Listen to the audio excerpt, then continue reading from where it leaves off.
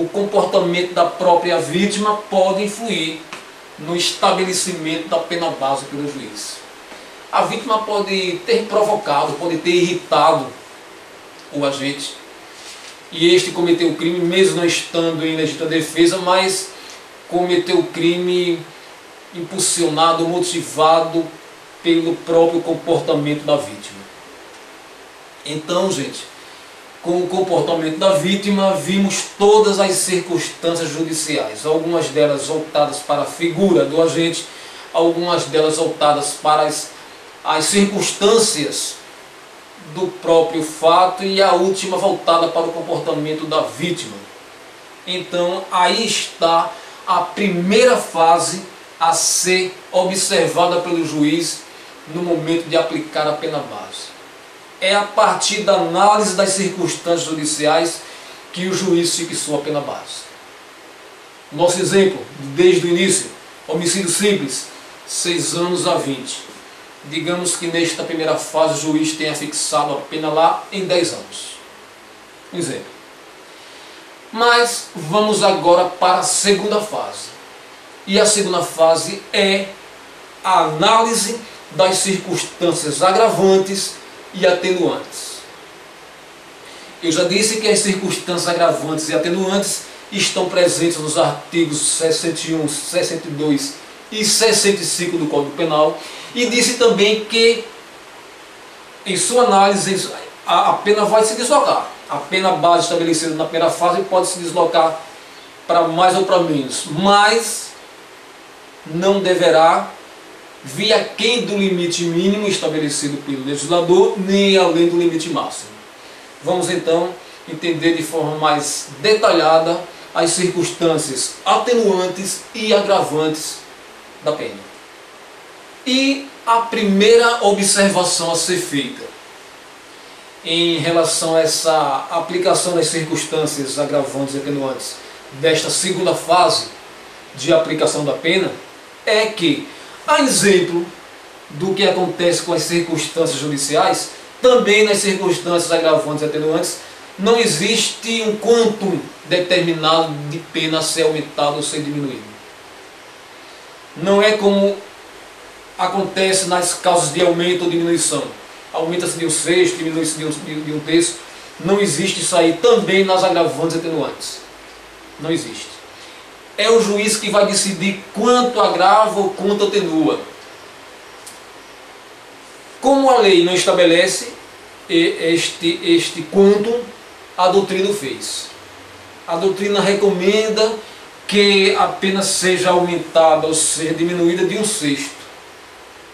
Esta é a recomendação doutrinária. E esta foi a primeira observação com relação às circunstâncias judiciais, ou melhor, com relação às circunstâncias atenuantes e agravantes. Agora vamos a uma segunda observação. Vamos lembrar que as circunstâncias agravantes presentes nos artigos 61 e 62 do Código Penal, elas são taxativas. Só são aquelas mesmas, não admitem outras interpretações que não aquelas presentes nos artigos 61 e 62. E isto em respeito ao princípio da reserva legal. Certo? Agora, as circunstâncias atenuantes presentes lá no artigo 65, essas sim são apenas exemplificativas.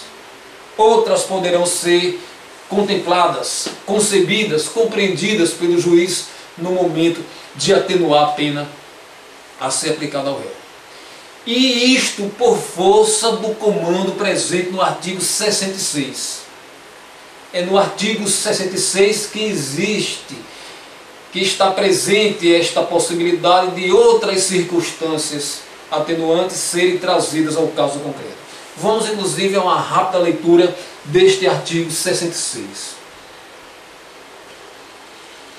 A pena poderá ser ainda atenuada em razão de circunstância relevante, anterior ou posterior ao crime, embora não prevista expressamente em lei.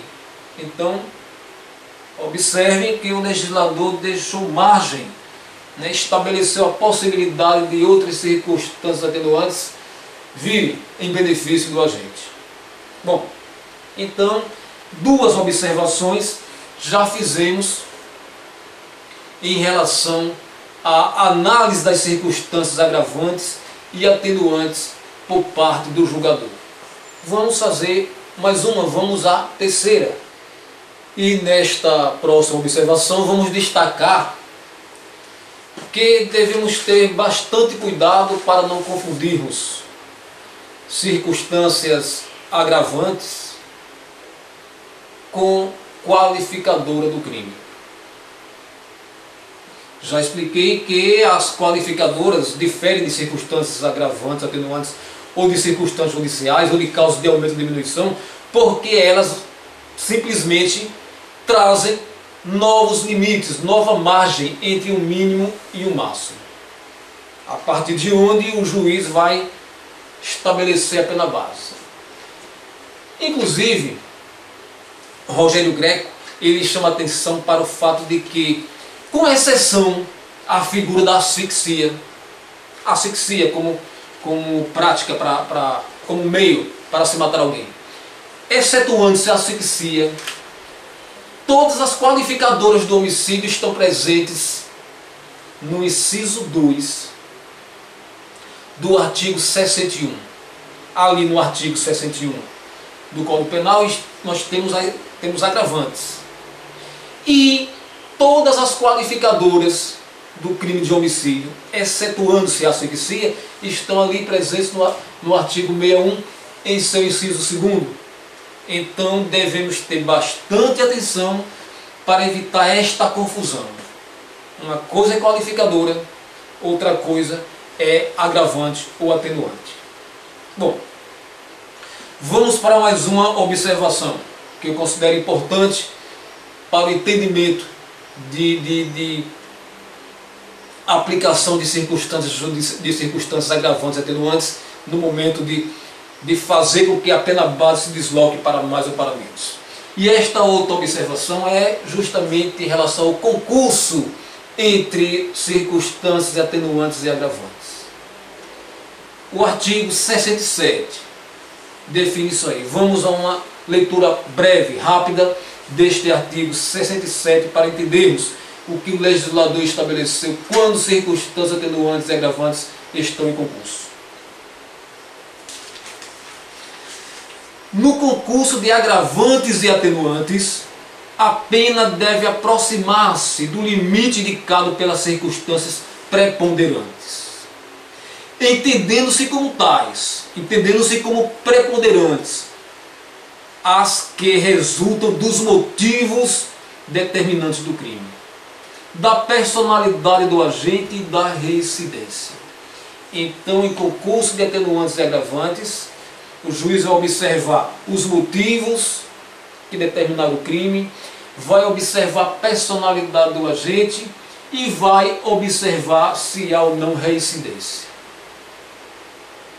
Agora, olha, é curioso, é importante lembrar que, embora não exista isso presente de forma expressa no texto da lei, mas em sede de jurisprudência já se decidiu por diversas vezes que a circunstância preponderante por excelência é aquela que se refere à menoridade do agente, aquela menoridade compreendida entre os 18 e os 21 anos.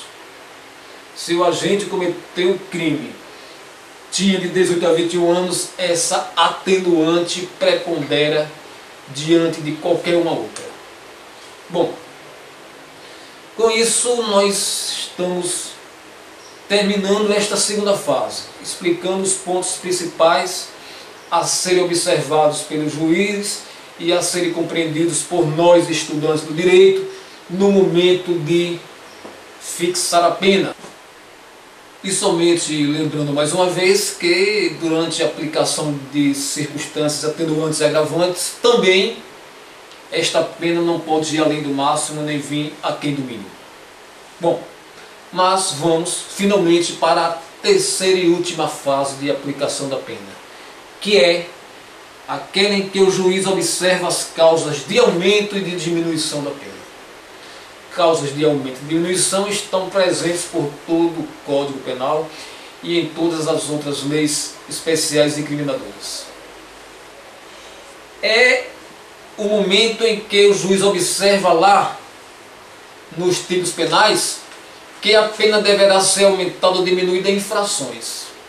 Aumente-se de 1/3, diminua-se de 1/6, aumente-se até a metade, diminua-se da metade. Enfim, vindo no texto da lei essa estipulação em fração, estamos diante de causas de aumento e diminuição, estará o juiz diante da terceira fase de aplicação da pena. E é nesta fase onde se aplicará a pena definitiva ao condenado. E é somente nesta fase que a pena, poderá exceder aos limites estabelecidos pelo legislador. A pena pode vir aquém do mínimo e pode ir além do máximo. Somente na terceira fase de aplicação da pena, aquele titulado de causas de aumento ou diminuição, é que esta pena poderá ir além ou aquém dos limites mínimos e máximos estabelecidos pelo legislador. Bom, gente, então, com esta explicação acerca das causas de aumento e diminuição, nós estamos aqui concluindo a nossa jusexposição de hoje. Estamos concluindo nossas explicações acerca da aplicação da pena. Esperamos ter colaborado com o seu aprendizado e esperamos ter o prazer de contar novamente com a sua audiência na nossa próxima jusexposição. A todos muito obrigado e até a próxima.